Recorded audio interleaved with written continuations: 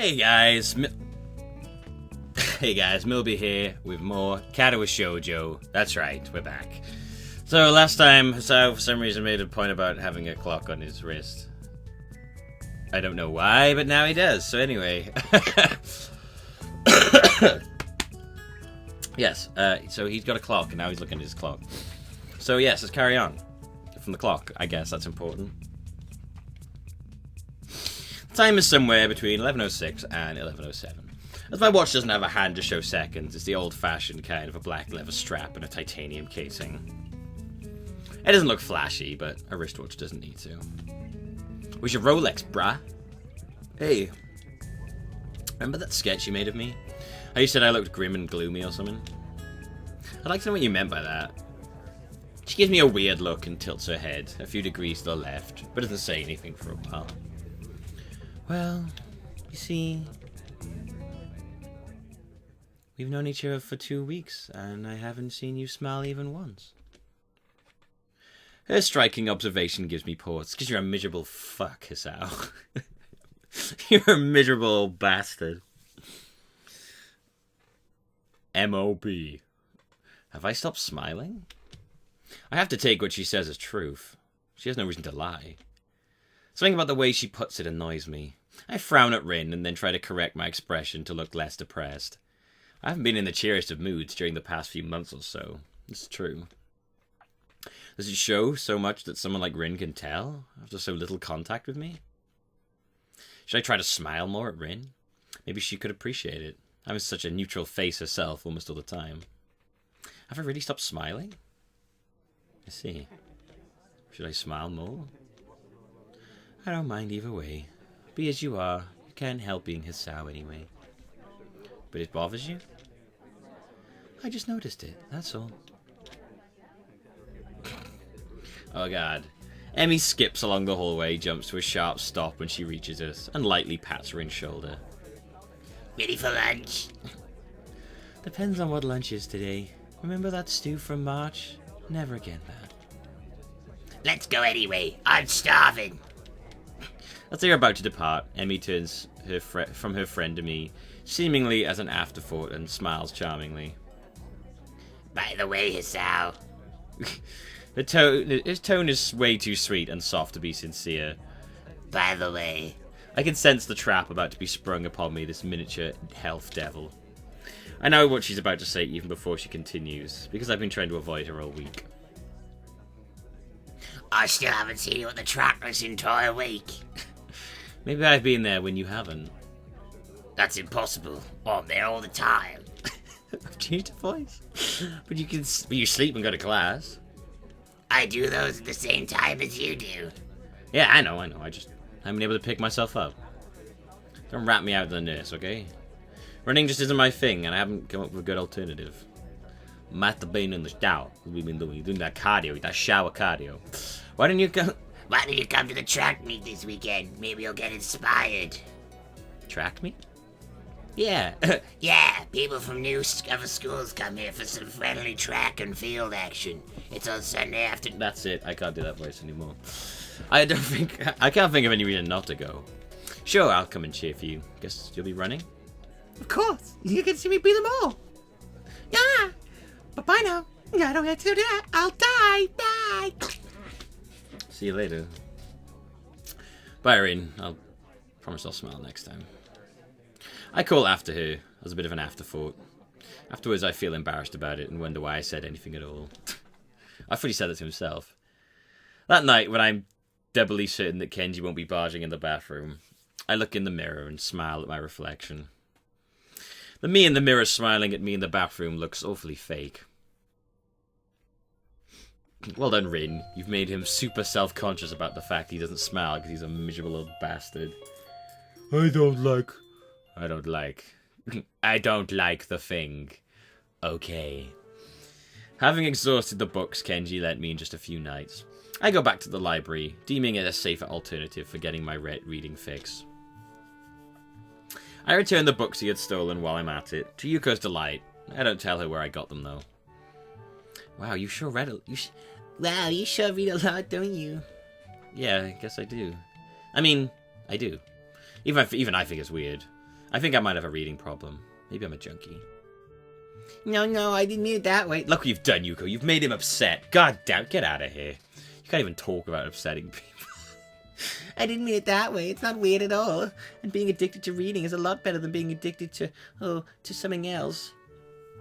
I don't know. Cocaine's pretty cool. Yeah, I know. It was just a joke. Coke's pretty cool.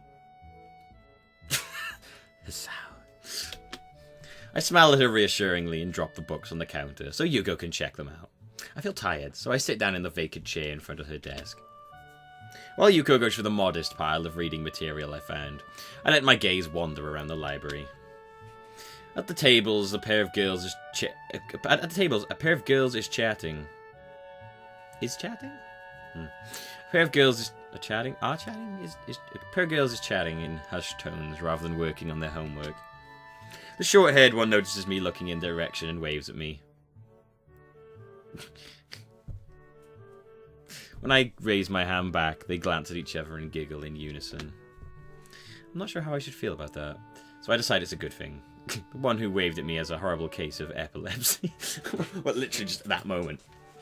Whoa! Shit! Sorry if my wave did that. I saw her having an attack a few days ago. It's one of the most disturbing and scary things I've seen in a very long time. Yeah, epilepsy is scary as shit when you see people have a fit. Yeah, there she is, happily chirping away about whatever, as if she doesn't have a care in the world. You know, this school is really something else. Yuko raises her eyes from the... Why did you engage her in conversation again? God damn it, did you learn nothing? Yuko raises her eyes from the book she was going through, slightly startled. She adjusts her glasses and puts on a nervous, confused smile. What do you mean? I don't really know how to explain it. It's just that everyone's so active, or how should I put it? It's not just the festival thing. I think, even though I haven't been here that long, but it's everything. People talk more, work harder, and are just more than in any other school I've seen before. I'm struggling for words, but it feels like I'm speaking honestly. The school feels so alive. Damn, it's another choice. Makes you feel like I'm stuck. I'd say it's refreshing. I think that's a good decision.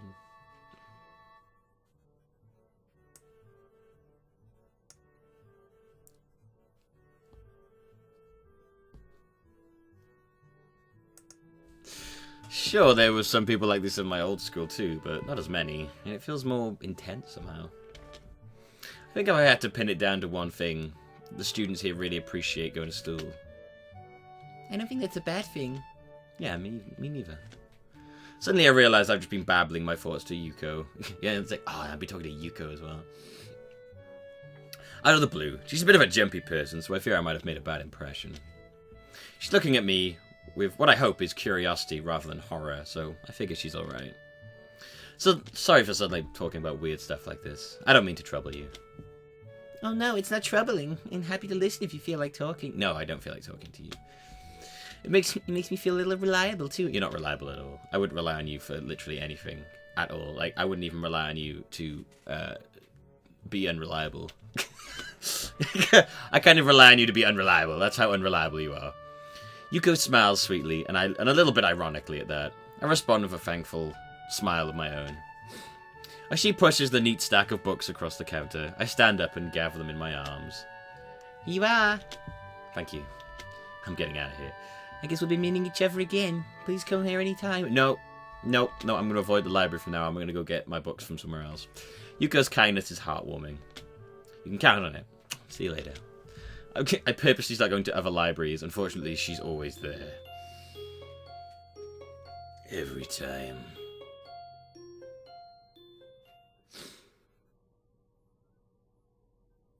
The morning of the track meet greets me with a brilliant sunshine from a crystal blue sky. We're back at the track meet again.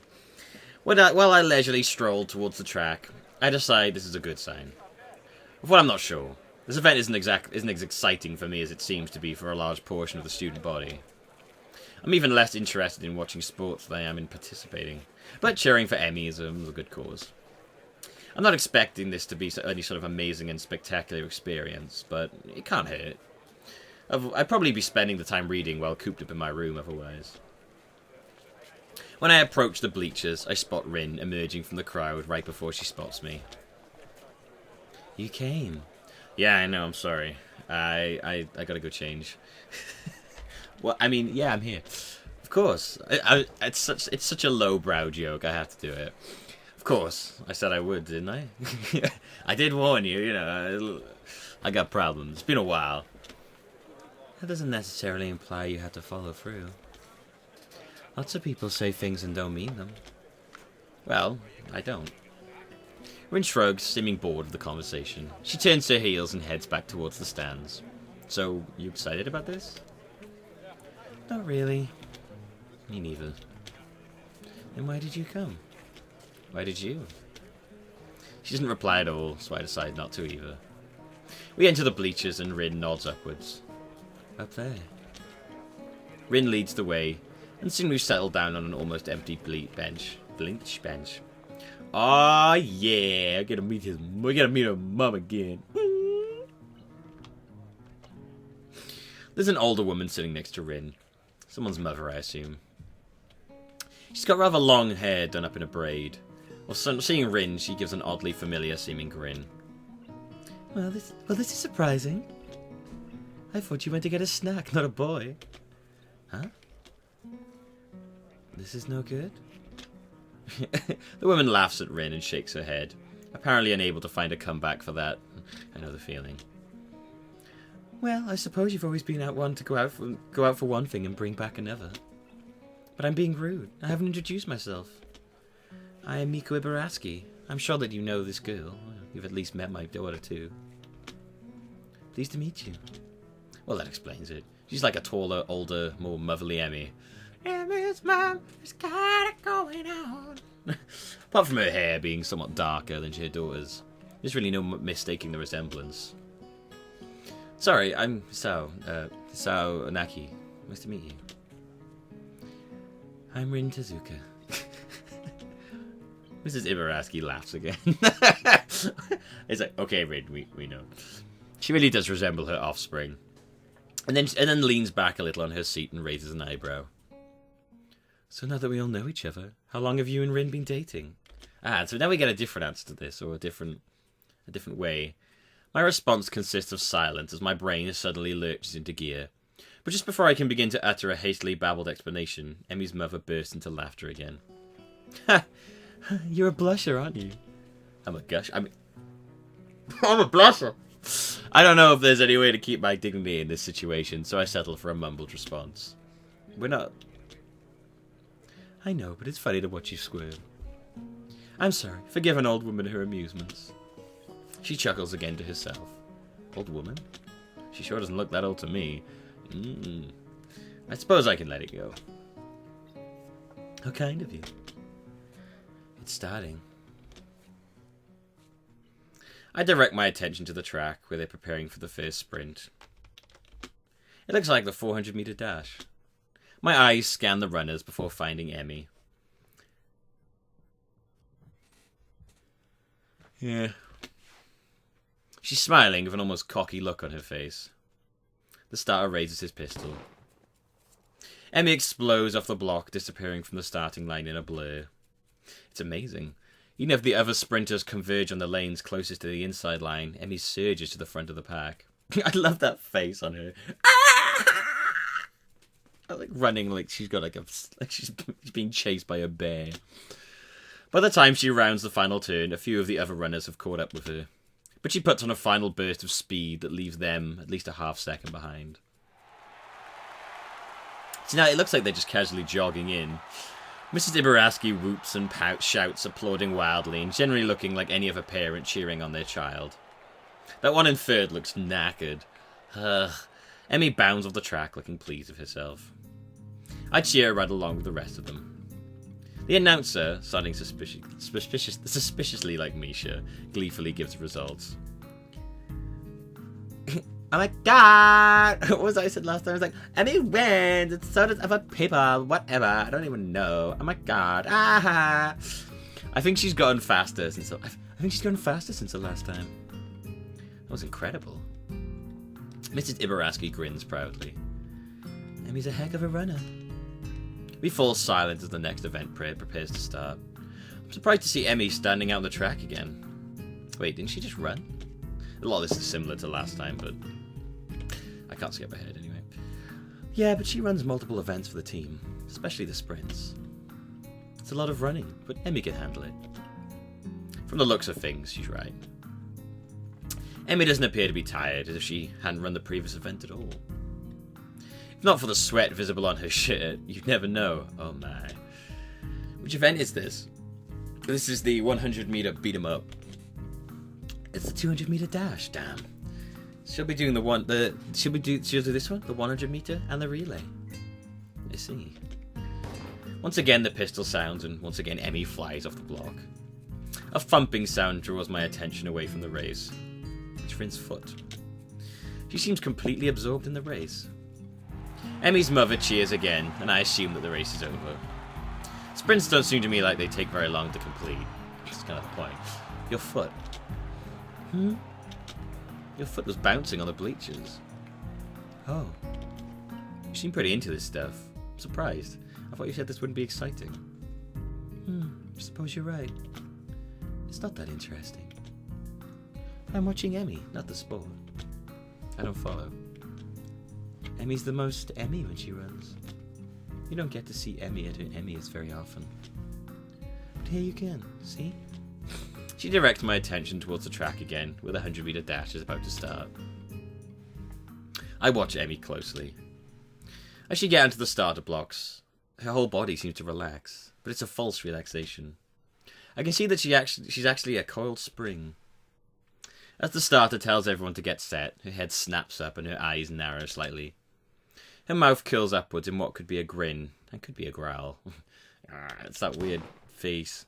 And then she turns into a boy. When the pistol goes off, it's as if she's been unleashed from a cage. Oh my god, it's zooming in. It's kind of creepy. She's like she was always moving at this blinding speed. But we couldn't see it happening until the starting pistol dispelled the illusion of motionlessness. This is exactly the same as last time. As soon as she crosses the finish line, the fierce look was replaced by her normal grin. The conquering general returning to his farm. Amazing. She's really amazing. I've never seen someone move that fast. Well, don't look at me. I'm far too relaxed to run that fast. No, I think Emmy's prowess all comes from her father's side. At the mention of Emmy's father, Mrs. Ibaraki looks wistful, almost sad. He got her into running, you know. Ah, really? I didn't know that. I leave it at that, and don't say anything for a little while. I get the feeling this is something personal I shouldn't ask about. A beeping noise suddenly emanates from Mrs. Ibaraski's pocket. Reaching into it, she pulls out a cell phone and looks at it. Honestly, text messages?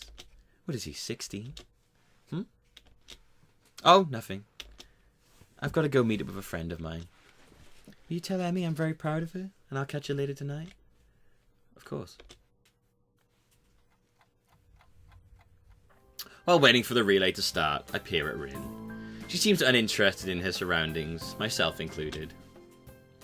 The remark she made before is still stuck in my head. Emmy's the most Emmy when she runs. This makes sense, now that I think about it. Seeing her run now, I can believe that Emmy gives her all on the track. Sports are more than a hobby, or even a competition to her. They're a defining aspect of her life. What about Rin, then? Does she feel the same way about art? Considering the persistence she displayed before the festival, I could easily believe it.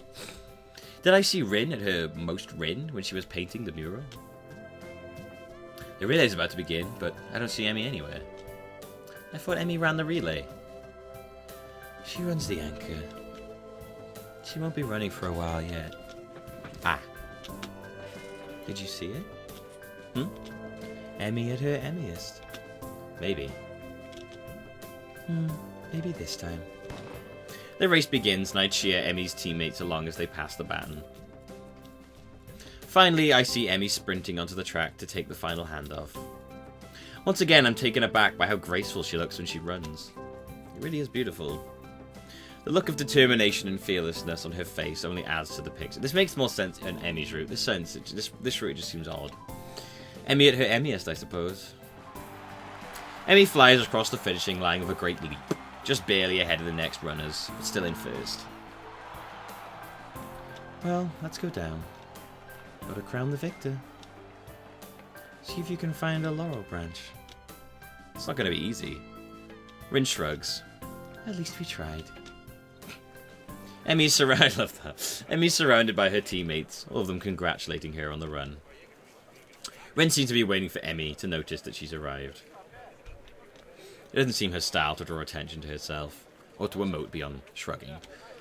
Being more impatient than Rin, I wave to Emmy and her steed. She looks up and grins happily at us. Hey, you showed up! We would have brought a crown of laurels, but Hisao didn't find one. Neither did you. It wasn't my job to look. Where did we assign jobs? When I said, see if you can find a laurel branch. Try to keep up. I shrug. Guess Rin's rubbing off on me. Seems it's my fault after all, Emmy. Emmy laughs at Rin and me. It's okay. I'm sure I'll make it up to me somehow. Sure. Good. So how do they look? Very impressive. Emmy seems pleased with this assessment. I don't mention how much more impressive her performance is given her lack of legs. I don't know if you noticed this, but you know, you don't have legs. I figure she knows that already. Besides, it seems like it would take away from her effort somehow. Great to hear. I was worried that I looked a little slow on the relay, but I guess I did fine, huh? Emmy giggles and then seems to remember something. Oh, before I forget, Rin and I are going to do something next Sunday as a post-track meet celebration. You should come along. Normally we do the day after, but since today is Sunday, I've got homework and class and all that stuff I need to take care of. Oh, sure, I'd love to. Great, it's a promise then. Oh, right, yeah, Mum wanted me to say she's proud of you. She'll call you later tonight. I thought I saw her in the stands. I'm glad she made it. Hey, Emmy, you're going to miss the medal ceremony. Oh, yeah, thanks. She turns to Rin and myself. You don't have to stick around for this part. It takes forever. Besides, you should get cracking on your homework now if you don't want to be up late, Hisao. Emmy skips back to her teammates, leaving me and Rin by ourselves. So he doesn't notice a trip in this one, and there's no giving her the coat. Neither of us has the slightest interest in the post-competition ceremonies, so we silently get away and back to the quad. Rin yawns without even trying to restrain herself and shuffles her feet around restlessly. I feel awkward, but less so than if I was with someone else. Still, I'm left hanging, not knowing what I should say next. Sorry. Emmy was great, wasn't she? She was great. I'm very jealous of her. Why? Like I said, don't you think it's great to be able to really be yourself? It sounds weird coming from Rin. I don't think you, of all people, should have trouble finding a way to express yourself. Don't you have your paintings? She turns to look at me. For the first time, I see in her eyes this strange, hollow expression that I think must be unique to her. No, you see, the problem is that I'm not really sure who I am. Okay. Okay, nice vague answer from Rin there. Thanks for the clear-cut response. You're a bag of fun. Today's art club meeting is currently on hold while everyone waits for Nomiya to show up. Nomiya, whatever. I take this time to try and explain my theory about Yamaku to Rin.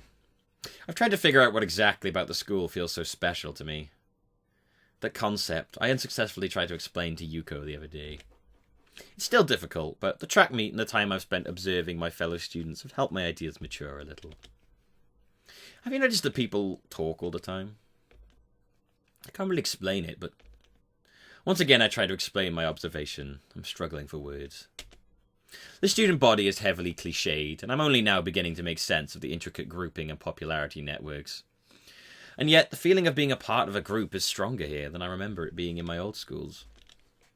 I'm trying to say that the school isn't like other schools, or at least the students aren't, even after discounting the obvious. Do you know what I mean? I don't know what you mean. Oh, well, whatever then. I want to pursue the idea, but at this point, Nomiya arrives. The teacher is wiping sweat from his forehead with a handkerchief and breathing rather heavily. He quickly glances over the room and settles down a bit. Hello, apologies for being late. Is everyone present? Good!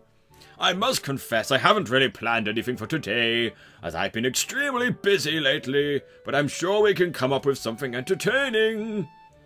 You look like you...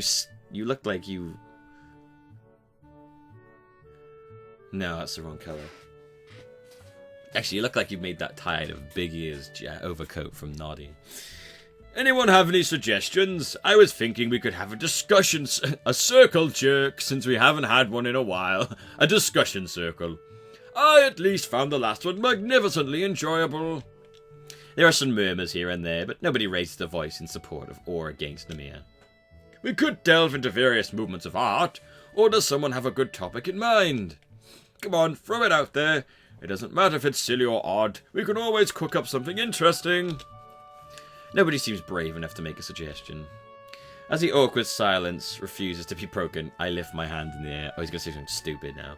Oh-ho! Our newest friend seemed to have something on his mind. Speak up, my boy, speak up. Well, I don't know about anyone else here, but I've always wondered why art exists in the first place. My voice trails off. A silence sets in the room, and nobody makes a follow-up on my meek suggestion. Then the teacher bursts into laughter. Ah, you stupid idiot!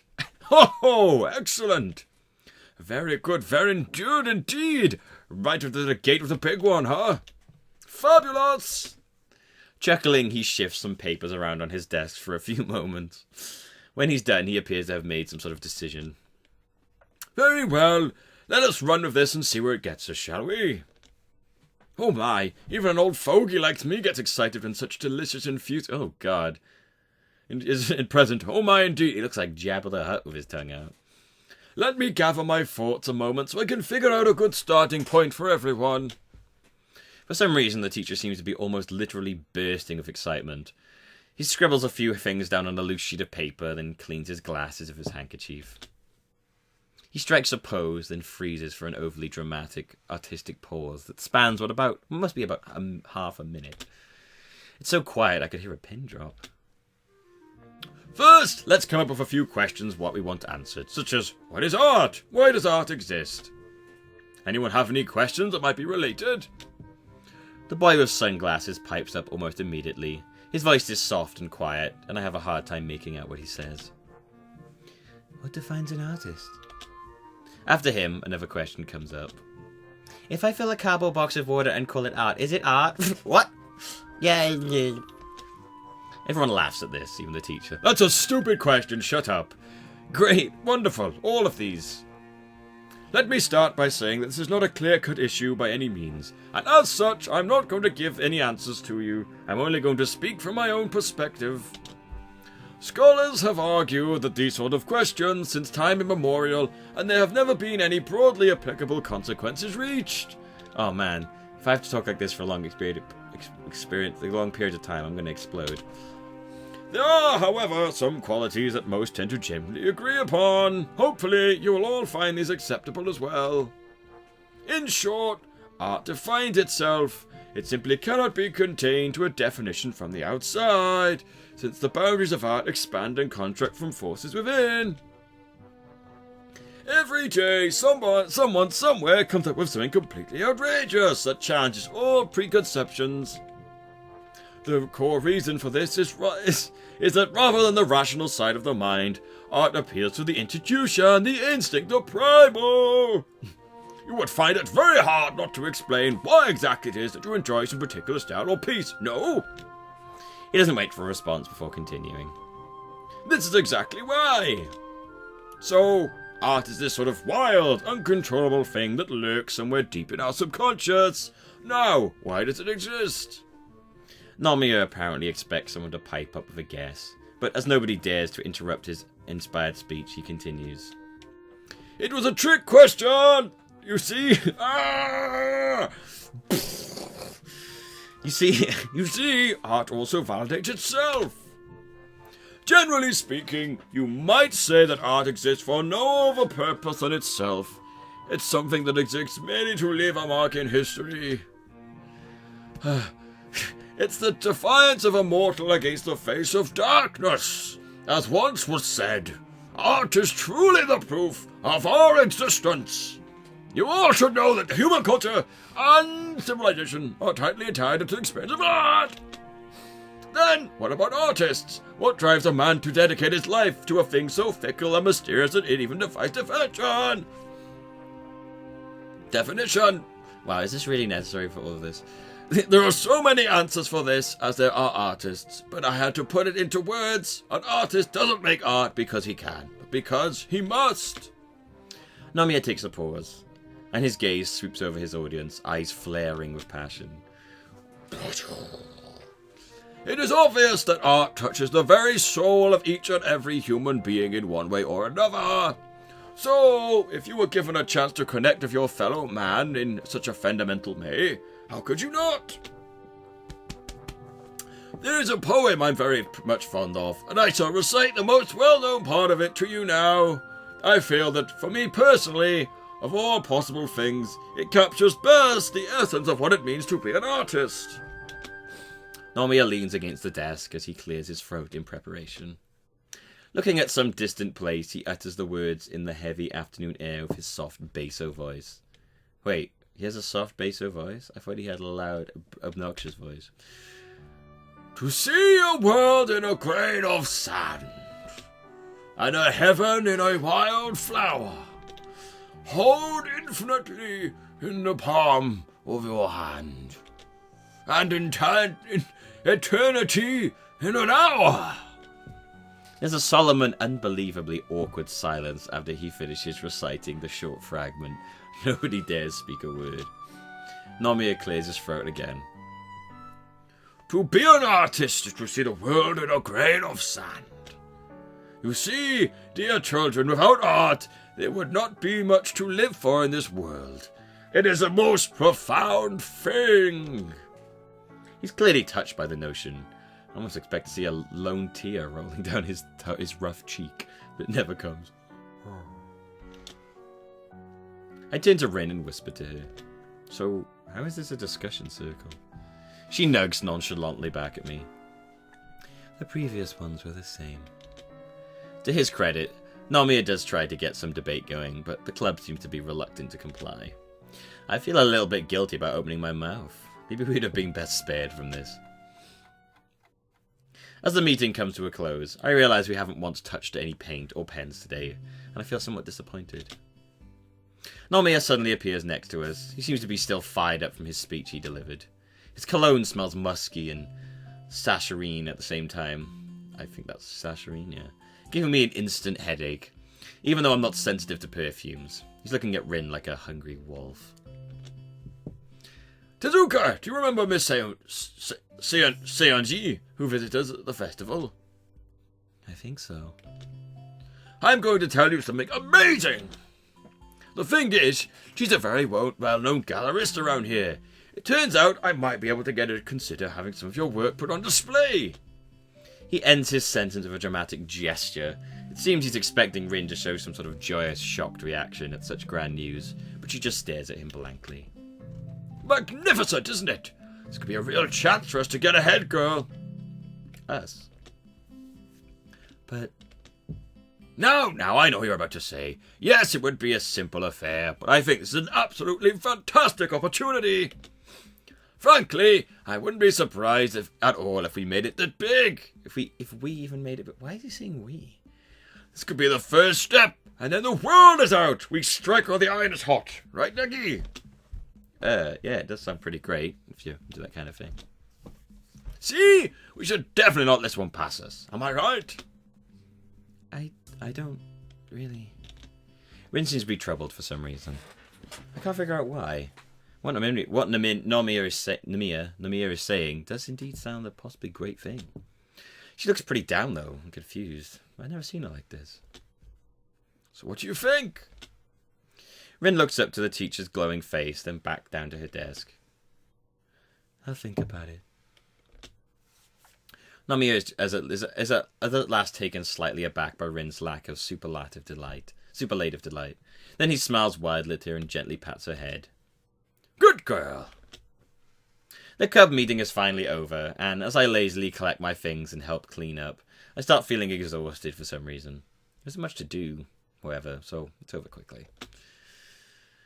I catch up to Rin, who left the club room just a moment earlier, so we're walking down the stairs to the ground floor. while I try to go over Nomiya's passionate speech about art. And Rin seems to be lost in thought. Not an unusual state for her. I've learned, but something about her expression makes me feel uneasy. But we'll find out next time why, because I'm going to stop right now. It's been 35 minutes. I hope you enjoyed yourselves. Talking like that is annoying. I should not have given him that voice. Anyway, thank you for watching, guys. I have been Millbee. This has been Katawa Shoujo. I hope you've enjoyed yourselves, and I will see you next time. Bye-bye.